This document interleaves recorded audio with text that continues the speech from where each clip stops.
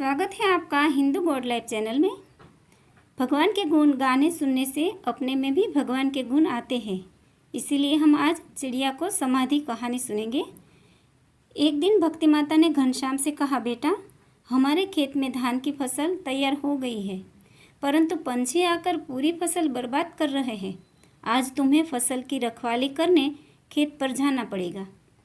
परंतु माँ, खेत पर तो बड़े भैया और पिताजी जाते हैं। वे दोनों आज कुछ काम के लिए दूसरे गांव जाने वाले हैं, इसलिए तुम्हें खेत पर जाना होगा। ठीक है, मैं ही चला जाता हूँ। घनश्याम ने माता की आज्ञा सिर माथे चढ़ाया। भक्ति माता ने उनके सिर पर टोपी, पैरों में मखमल की सुंदर जूती पहनाकर हाथ में लाठी देकर कहा, जाओ बेटे, शाम तक वहीं रहना। घनश्याम थोड़ी ही देर में खेत पर पहुँच गए। वहाँ जामुन के पेड़ पर चढ़कर उन्होंने खेत की ओर देखा तो हजारों चिड़िया उगी हुई फसल की डालियों पर बैठकर तैयार हुए दाने चुग रही थी। बहुत सी तो जमीन पर बैठकर दाने चुग रही थी। घनश्याम ने सोचा कि वाह, राम की चिड़िया, राम का खेत, खाओ चिड़िया भर भर पेट। लेकिन ऐसा कुछ करूं कि फसल भी बच जाए और उन्हें उड़ाना भी न पड़े। समग्र खेत पर दृष्टि घुमाकर उन्होंने जोर की पुकार लगाई।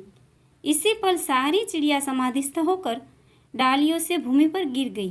कुछ डालियों पर ही स्थिर रह गई, कुछ जमीन पर ही शांत हो गई। सभी चिड़ियों को समाधिस्थ करके वे समीप में ही माधवराम शुक्ल के खेत में खेलने के लिए चले गए।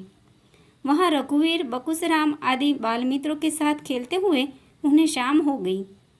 धर्मदेव और राम प्रताप भाई संध्या के समय उन्हें घर ले जाने के लिए खेत पर आए तो पता चला कि घनश्याम तो वहाँ नहीं है। वे बगल के खेत में खेल रहे हैं। धर्मदेव जी ने उन्हें बुलाकर पूछा, तुम्हें माँ ने यहाँ भेजते समय क्या कहा था?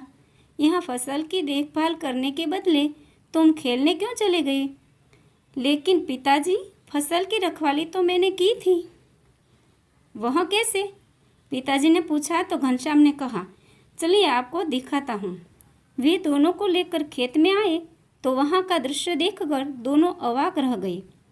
बहुत सी चिड़िया जमीन पर पड़ी थी, कुछ पेड़ पर ही शांत होकर बैठी थी। धान की डालियाँ हिलती डुलती तक न थी। बहुत से पक्षियों की चोंच में दाना स्थिर हो चिपका हुआ सा था। कई के मुंह में दाना ज्यों का त्यों रह गया था। धर्मदेव जी चिंतित हो गए, इतनी सारी चिड़िया मर तो नहीं गई? तभी अचानक घनश्याम ने पुकार लगाई और सारी चिड़िया फुर्र करती हुई आकाश में उड़ गई। दोनों को विश्वास हो गया कि घनश्याम वास्तव में परब्रह्म है। यह सब कुछ उनकी लीला ही है। प्राणी मात्र का जीवन उन्हीं के हाथों में है। ऐसा सोचते हुए वे घनश्याम को लेकर घर की ओर चल दिए। आशा रखती हूँ कि यहाँ बाल प्रभु घनश्याम की लीला सुनकर आपको अच्छा लगा होगा। और भी ऐसी वीडियो के लिए चैनल को लाइक, शेयर और सब्सक्राइब कीजिएगा और कमेंट करके बताइएगा कि आपको ये वीडियो कैसी लगी। जय स्वामीनारायण।